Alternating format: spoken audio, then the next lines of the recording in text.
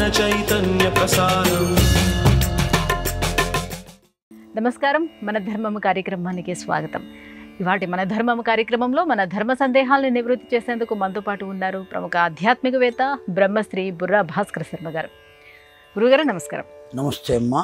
గురుగారు, రాముడు బాల్యాన్ని బాలకాండ అని, అరణ్యానికి వచ్చినప్పుడు అరణ్యకాండ అని, కిష్కిందకు వచ్చినప్పుడు కిష్కిందకాండ అని ఇలా పేర్లు ఉన్నాయి కదా, మరి సుందరకాండ ఎలా వచ్చింది ఈ పేరు? చిన్నతనంలో రాముని యొక్క వర్ణన బాలకాండ, అయోధ్యలోనే అతడు నివసించినప్పుడు అయోధ్యకాండ, అరణ్యానికి వచ్చినప్పుడు అరణ్యకాండ, కిష్కింధ చేరితే కిష్కింధకాండ, సుందరకాండ అనే పేరు ఆ కాండకు ఎందుకు వచ్చింది? వాస్తవంగా ఈ కాండలో ఆంజనేయ స్వామి వారు సీతామాతను అన్వేషించడానికి బయలుదేరుతారు. సుందరకాండ తతో రావణనీతాయా సీతాయా శత్రుకర్షణః ఏష పదమన్వేష్టం చారణాచరితే పథి అని చెప్పబడింది మొదటి శ్లోకం. ఆ సుందరకాండ అనే పేరు ఎందుకు వచ్చింది అంటే రెండు కారణాలు ఉన్నాయి. మొదటిది, ఆంజనేయ స్వామి అంజనాదేవికి పుత్రుడుగా కలిగినప్పుడు అతడికి సుందరహ అని నామకరణం చేసింది అంజనాదేవి. అతడు ప్రస్ఫుటంగా కనబడి కథానాయకుడుగా మనకు కనబడినటువంటి కాండ ఆ కాండ కనుక అతడి పేరు తల్లి పెట్టింది సుందరుడు కనుక దానికి సుందరకాండ అని పేరు వచ్చింది. రెండవ కారణం, ఓ చక్కని శ్లోకం ఉన్నది. సుందరే సుందరో రామ, సుందరే సుందరీ సీత, సుందరో సుందరం వనం, సుందరే సుందరం లంక, సుందరే సుందరం మంత్రం, సుందరే సుందరం వనం, సుందరే కిం న సుందరం. ఆ సుందరకాండలో ఉన్నటువంటి రామచంద్రుని యొక్క దివ్యత్వము సుందరమైనదే. వెతకటానికి వెళ్ళినటువంటి హనుమ సుందరమైన వాడే. వెతికింపబడేటువంటి సీతమ్మ సౌందర్యమైనటువంటిదే.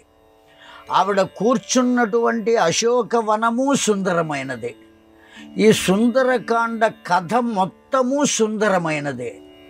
సుందరకాండ మొత్తాన్ని ఒక మంత్రంగా మంత్రశాస్త్రవేత్తలు భావించారు కనుక ఆ మంత్రము కూడా సుందరమైనదే. ఈ కాండలో అసలు సుందరము కానిది ఏది అని ప్రశ్న వేశారు ఆ శ్లోకంలో. సుందరే కిం న సుందరం, న సుందరం, సుందరము కానిది ఏది? కనుక అన్నీ సుందరమైనవే. ఇక్కడ సుందరం అంటే అందము అని అర్థం కాదండి, శాశ్వతము అని అర్థం. సీతమ్మ యొక్క తత్వం శాశ్వతం, హనుమ యొక్క తత్వం శాశ్వతం, రాముని యొక్క తత్వం శాశ్వతం, సుందరకాండ అనబడే మంత్రము శాశ్వతం, సుందరకాండ అనబడే చరిత్ర శాశ్వతం, అశోకము అనేది కూడా శాశ్వతం. శోకము లేకుండా ఉండుట అనేటువంటిది కేవలం అశోక వనము అని కాదు ఇక్కడ అర్థం. శోకము దుఃఖము లేకుండా ఉండటం ఇది కూడా శాశ్వతమైంది. కనుక సుందరము అంటే నశించిపోయే సౌందర్యం కాదు. ఎంత అందంగా ఉన్నవారైనా ఒకనాటికి వృద్ధులు కాక తప్పదు. నిత్య ప్రళయం అని ఎట్లా చెప్పుకున్నామో అదేవిధంగా ఈ సౌందర్యం కూడా నానాటికి తరిగేదే, దేహ సౌందర్యం. కానీ అసలైన సౌందర్యం ఏదైతే ఉన్నదో అది శాశ్వతం. ఆ శాశ్వతమైన సౌందర్యము కలిగిన కాండ కనుక దానికి సుందరకాండ అని పేరు. ఆ సుందరకాండలో ఒక్కొక్క 68 సర్గలు ఉన్నాయి. ఒక్కొక్క సర్గను పారాయణ చేస్తే ఒక్కొక్క పని జరుగుతుంది అనబడేది రామాయణంలో చెప్పబడి ఉన్నది. మనకు కావలసినటువంటి కోరికలు, అనేకమైనటువంటి కోరికలు తీరటానికి ఆ సుందరకాండలో ఉన్నటువంటి సర్గలను ఏ సర్గ పారాయణ చేస్తే ఏ కోరిక తీరుతుంది. చిట్ట చివరికి ఇంట్లో బాధ కలిగి చెప్పా పెట్టకుండా పారిపోయినటువంటి వారు కూడా వాళ్ళ గురించి మనం అన్వేషణ చేయకుండా, వెతకకుండా అతడంతటా అతడు తిరిగి రావాలి అంటే కూడా అందులో పారాయణ చేయవలసిన కాండ ఒకటి ఉన్నది, 36వ సర్గ. ఆ సర్గను కనుక పారాయణ చేసినట్లయితే ఖచ్చితంగా వెళ్ళిపోయిన వాడు తిరిగి వాడంతటా వాడుగా వస్తాడు. అలా వచ్చినటువంటి వాళ్ళు అనేక మంది ఉన్నారు. ఉదాహరణలు మనకి ఇప్పటికీ కనబడుతూనే ఉన్నాయి. ఆ రామాయణంలో ఉన్నటువంటి ఆ సుందరకాండ అంత అంత అంత శక్తి కలిగింది. అందువల్లనే ఆ శాశ్వతాన్ని దృష్టిలో పెట్టుకుని సుందరము అన్నారు దాన్ని. అంతకన్నా సుందరమైనది రామాయణంలో ఇంకొక చోట ఎక్కడా లేదు. అందువల్ల అది సుందరకాండ అంతే. సీతాన్వేషణ కాండ అని పెట్టవచ్చు, సీతమ్మ వారిని అన్వేషణ చేశారు కనుక. కానీ అంతకన్నా గొప్పదైన పేరు కనుక సుందరకాండ అన్నారు. గురుగారు, ద్రౌపది వస్త్రాపహరణ సమయంలో పాండవులు కూడా అక్కడే ఉండి ఆ దుశ్చర్యను నిలువరించలేకపోయారు. మరి అలాంటప్పుడు ఈ పాండవులు ధర్మస్వరూపులై స్వర్గారోహణ ఎలా చేస్తారు? వాస్తవానికి నిలువరించేటువంటి హక్కు పాండవులకు లేదు. కారణం ఏమంటే, ముందు ధర్మరాజు తనను తన తమ్ములను కూడా పందెంలో పెట్టి ఓడిపోయాడు. ఓడిపోయిన కారణం చేత ఈ 5గురు కూడా కౌరవులకు బానిసలు. ద్రౌపదీదేవి అడిగింది, తన్నోడి నన్నోడెనా, నన్నోడి తన్నోడెనా? చాలా న్యాయశాస్త్రబద్ధమైనటువంటి ప్రశ్న వేసింది ద్రౌపదీదేవి. ధర్మరాజు తనను తాను ముందు ఓడిపోయి తర్వాత నన్ను పందెంలో పెట్టాడా? లేదు, ముందు నన్ను పందెంలో పెట్టి ఓడిపోయి తర్వాత తాను పందెంలో ఉన్నాడా? తాను ఓడిపోకుండా నన్ను పందెంలో కనుక ముందు పెట్టినట్లయితే అది ధర్మం కాదు. భార్యను తీసుకువెళ్ళి పందెంలో పెట్టడం అనేది ధర్మం కాదు. కనుక ఆ పని చేయరాదు. ముందు తానే పందెంలో ఉండి ఓడిపోతే నన్ను పందెంలో పెట్టే అర్హత వాడికి లేదు. ఏ విధంగా నన్ను పందెంలో పెట్టారు అని అడిగింది. సమాధానం ధర్మరాజు దగ్గర లేదు. కారణం ఏమంటే, కౌరవులకు ఇప్పుడు పాండవులు 5గురు బానిసలు, పందెంలో ఉండి ఓడిపోయారు కనుక వాళ్ళు రాజులయ్యి ఉండాల ఆవిడ్ని రక్షించడానికి. బానిసలు కనుక ఆ బానిసలు ఏం చేయాలి? యజమాని ఏ పని చెబితే ఆ పని చేయాలి తప్ప ఇంకో పని చేయటం అధర్మం. ధర్మాన్ని అనుసరించి ఆవిడకు అంత కష్టాన్ని కలుగుతున్నా ఏమీ చెయ్యకుండా మెదలకుండా ఊరుకున్నది దేని కొరకు అంటే ధర్మం కొరకే. అధర్మం కాదు అది. ధర్మం ఎప్పుడూ కూడా చూచినప్పుడు ఒక రకంగా ఉంటుంది, ఆలోచించినప్పుడు దాంట్లో ఉన్నటువంటి సత్యం మనకు తెలుస్తుంది. దాన్నే ధర్మ సూక్ష్మము అని అంటారు పండితులు. అందువల్ల ధర్మరాజు నిలువరించకుండా ఆగడమే ధర్మం. అతడు ధర్మాన్ని ఆచరించాడు కనుకనే సశరీరంతో స్వర్గానికి వెళ్ళాడు. ఇక్కడ కూడా మనం తెలుసుకోవలసిన విషయం ఒకటి ఉంది. స్వర్గానికి 6గురు కలిసే వెళ్ళారు సశరీరంతో. ధర్మరాజుతో పాటు తమ్ములు 4, ద్రౌపదీదేవి, ఈ 5గురు, ధర్మరాజు, మొత్తం 6గురు వెళ్ళారు. కానీ సశరీరంతో స్వర్గానికి చేరుకున్నవాడు ధర్మరాజు ఒక్కడే. ద్రౌపదీదేవి మధ్యలోనే దేహత్యాగం చేసింది. భీమ, అర్జున, నకుల, సహదేవులు కూడా మధ్యలోనే దేహత్యాగం చేసేశారు. స్వర్గానికి చేరుకోలేదు వాళ్ళు. ఒక్క స్వర్గానికి చేరుకున్నవాడు ధర్మరాజు మాత్రమే. కారణం ఏమంటే, అతడు ఎక్కడా ధర్మాన్ని తప్పలేదు కనుకనే అతడు స్వర్గానికి వెళ్ళాడు. వీళ్లలో ధర్మ లోపం ఉన్నది కనుకనే సశరీరంతో స్వర్గానికి వెళ్ళే అవకాశం వాళ్లకు రాలేదు. గురువుగారు, విష్ణుమూర్తి ధరించినటువంటి అన్ని అవతారాలకి కార్యాకరణ సంబంధం ఉంది. ఈ నేపథ్యంలోనే రామావతారానికి ఉన్నటువంటి ప్రత్యేకత ఏమిటి? భగవంతుని అవతారాలన్నీ కూడా అమ్మా ధర్మ సంస్థాపనార్థాయ సంభవామి యుగే యుగే. ఎప్పుడు ఏ అవతారాన్ని భగవంతుడు పొందినా అధర్మమును ఛేదించి ధర్మమును నిలబెట్టడం కోసం. రామావతారం యొక్క ప్రత్యేకత ఏమిటి అంటే, ఒక సామాన్యమైన మానవుడు ధర్మాన్ని కుటుంబపరంగా కానీ, రాజ్యపరంగా కానీ, జీవనపరంగా కానీ 3 మార్గాల్లో కుటుంబపరంగా ధర్మాన్ని ఎలా ఆచరించాలి, రాజ్యపరంగా ధర్మాన్ని ఎలా ఆచరించాలి, తన జీవన సరళిలో ధర్మము ఎలా ఉండాలి, ఈ 3 విషయాలను మానవులకు తెలియచేయటం కోసం, చెబితే చేయరు గనుక చేసి చూపించడం కోసం మానవుడుగా అవతరించాడు. ఆ 3 ధర్మాలను ఆచరించాడు. అదే రామావతారం యొక్క గొప్పతనం. ఎంత దివ్యత్వం అంటే, తండ్రి చెప్పలేదు తనకు అరణ్యాలకు వెళ్ళమని, కైక మాత్రమే చెప్పింది.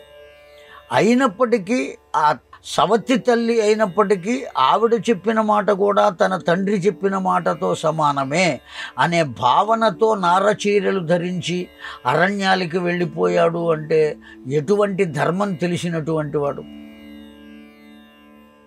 కనుక కేవలం ఒక తమ్ముణ్ణి అన్నగారు ఎలా చూడాలి, తండ్రిని కొడుకు ఎంతగా గౌరవించాలి, తల్లి పట్ల కొడుకు ఎటువంటి భక్తి భావాన్ని చూపించాలి, కడకు భార్యను ఎంతగా ప్రేమించాలి అనే విషయాన్ని కూడా రాముడే నేర్పడం. సీతమ్మను రావణాసురుడు అపహరిస్తే చెట్టునడిగాడు, కొమ్మనడిగాడు, రెమ్మనడిగాడు, పిందలనడిగాడు, కింద పడి పొరలాడి దుఃఖపడ్డాడు. తులసీదాసు రామాయణంలో రామచరిత మానసంలో ఓ విషయం రాయబడి ఉన్నది. సాక్షాత్తు రాముడు పరబ్రహ్మమని నిరంతరం రామాయణం చదువుతూ ఉంటావు కదయ్యా, భార్య కనపడకపోతే ఆవిడ ఎక్కడ ఉన్నదో తెలుసుకోలేడా భగవంతుడు, ఇలా క్రిందపడి పొరలాడి ఏడుస్తాడేమిటి అని పార్వతీదేవి పరమేశ్వరుణ్ణి అడిగింది.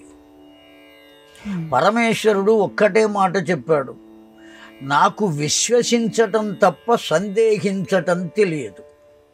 నీకు సందేహం కలిగింది గనుక నువ్వు వెళ్ళి పరీక్ష చేసుకో అన్నాడు. పార్వతీదేవి భూలోకానికి వచ్చి సీత రూపాన్ని ధరించి రామ లక్ష్మణులు అన్వేషణ చేస్తున్న ప్రాంతంలోనే పుష్పాపచయం చేస్తున్నది, పూలు కోస్తున్నది. ముందుగా లక్ష్మణుడు చూచాడు, పెద్ద పెట్టున అరిచాడు, అన్నా సీతమ్మ ఇక్కడే ఉన్నది వదినమ్మా. అవునా, ఆశ్చర్యపడ్డాడు. ఎందుకంటే రావణాసురుడు అపహరిస్తాడన్న సంగతి రామునికి తెలుసు, ఆవిడ కనపడదు అని కూడా తెలుసు. ఆ కారణం చేతనే అవునా ఆశ్చర్యాన్ని చూపించాడు. వచ్చాడు, సీతమ్మే కనపడుతోంది, సీతమ్మ రూపంలో ఉంది. భుజాన ఉన్న ఉత్తరీయాన్ని నడుముకి కట్టుకుని, అమ్మా జగజ్జనని లోకమాత, నన్ను పరీక్ష చేయడానికి వచ్చావా అని సాష్టాంగ ప్రణామం చేశాడు. పార్వతీదేవంతటిది సిగ్గుతో తల వంచుకుని తన లోకానికి వెళ్ళిపోయింది. అది రామతత్వం అంటే.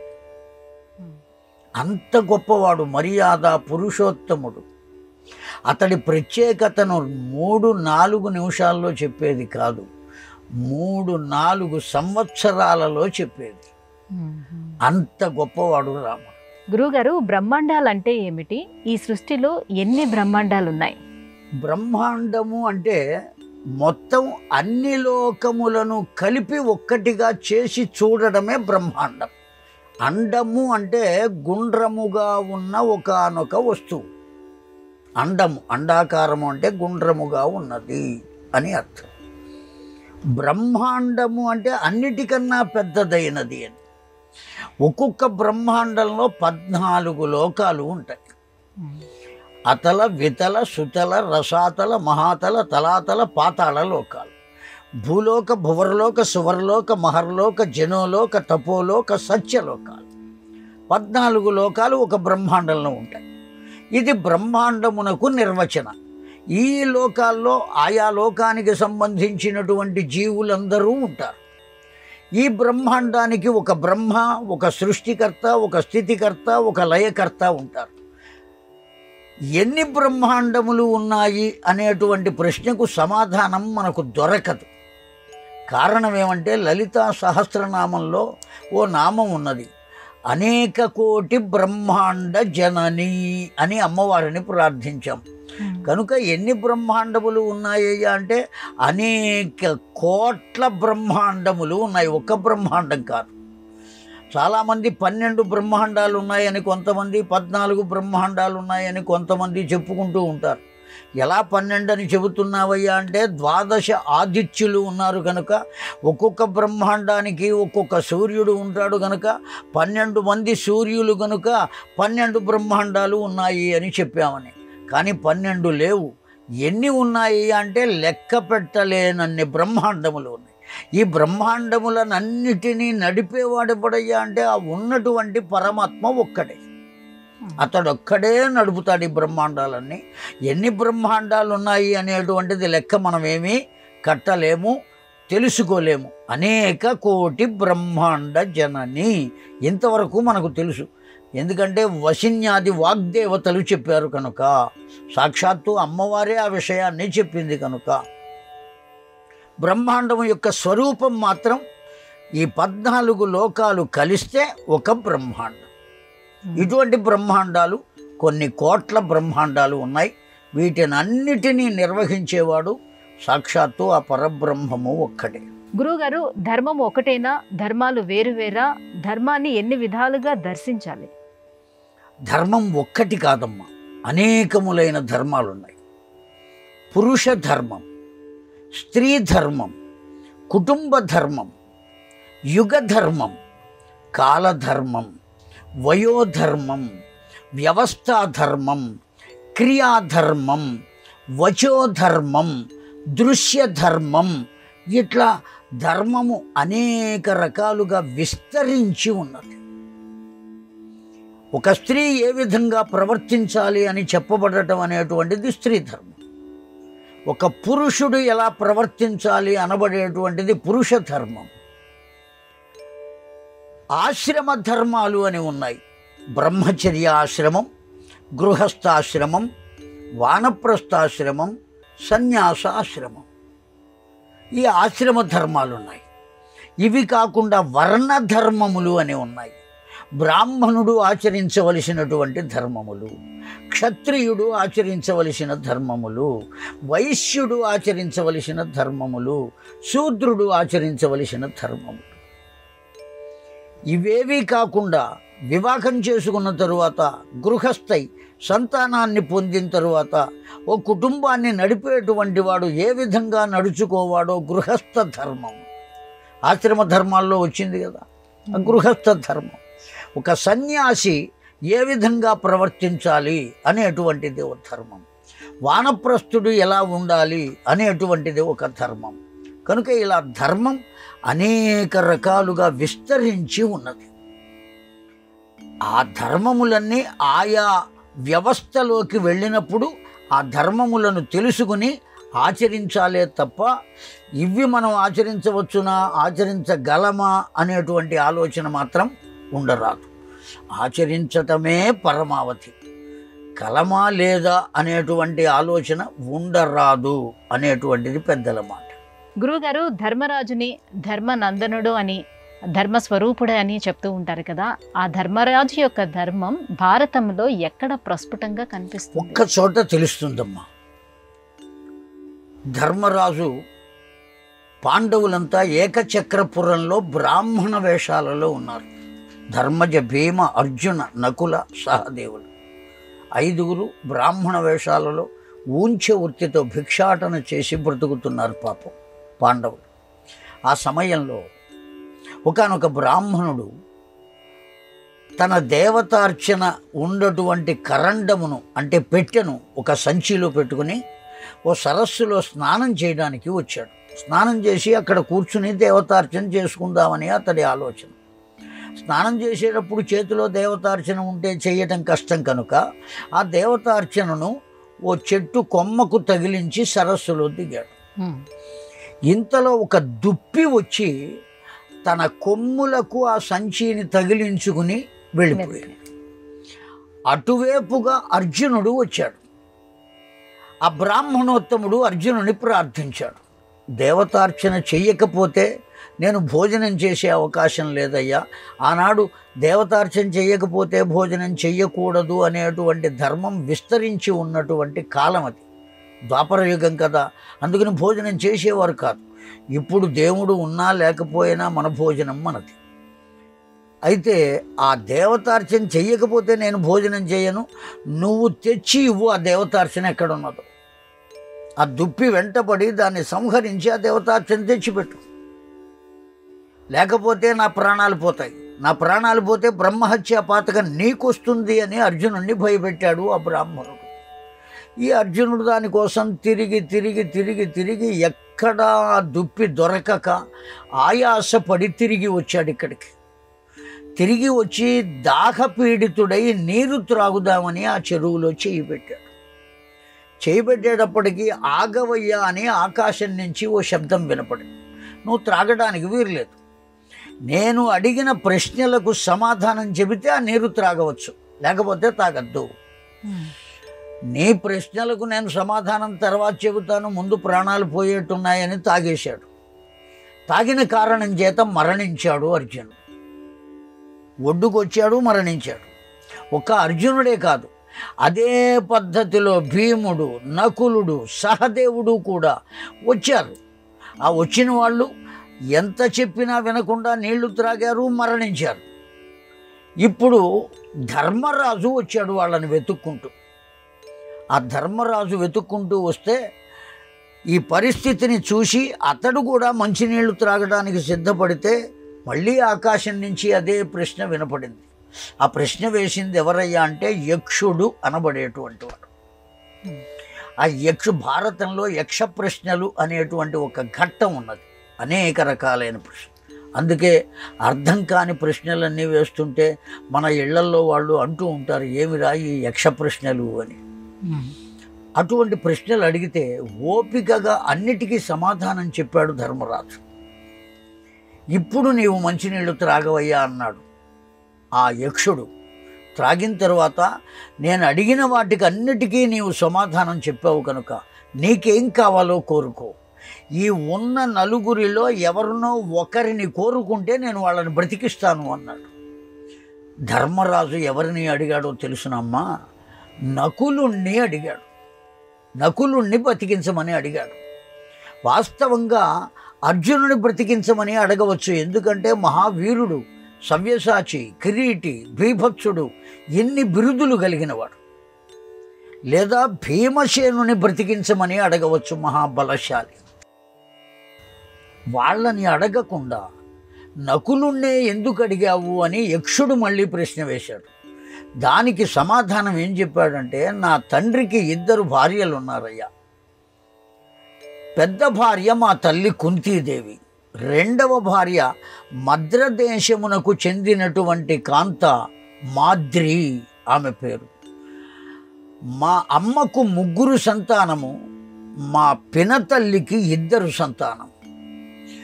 మా అమ్మ 3 సంతానంలో పెద్దవాడిని నేను బ్రతికి ఉన్నాను వాళ్లకు పిండ ప్రదానం చేయటానికి. నా పినతల్లికి కలిగిన సంతానంలో పెద్దవాడు నకులుడు గనుక వాణ్ణి బ్రతికిస్తే వాడి తల్లికి అతడు పిండ ప్రదానం చేసే అవకాశం ఉంటుంది, కనుక నీవు నకులుణ్ణి బ్రతికించవయ్యా అని అడిగాడు. ధర్మజ భీములను కోరుకోకుండా నీ యొక్క ధర్మాన్ని నిరూపిస్తూ ఈ విధంగా నీవు నన్ను అడిగావు గనుక నీ 4 తమ్ములను నేను బ్రతికిస్తున్నానయ్యా అని యక్షుడు మొత్తం అందరినీ బ్రతికించాడు. కనుక తాను కోరకుండానే తన వారినందరినీ రక్షించుకోగలిగినంత ధర్మము ఈ సందర్భంలో భారతంలో ప్రస్ఫుటంగా మనకు కనపడుతుంది. గురుగారు, ఇవాళ మన ధర్మము కార్యక్రమంలో మాకు వచ్చినటువంటి ఈ ధర్మ సందేహాలన్నీ కూడా నివృత్తి చేసినందుకు ధన్యవాదాలండి. నమస్కారం అమ్మా. శ్రీమాత్రే నమః. ఇది ఇవాళ మన ధర్మం కార్యక్రమం. రేపు మన ధర్మం కార్యక్రమంలో మళ్ళీ కలుసుకుందాం. నమస్కారం. ఈ కార్యక్రమాన్ని తిరిగి చూడాలనుకుంటే www.youtube.com/@ETV Life Spiritual లో చూడవచ్చు.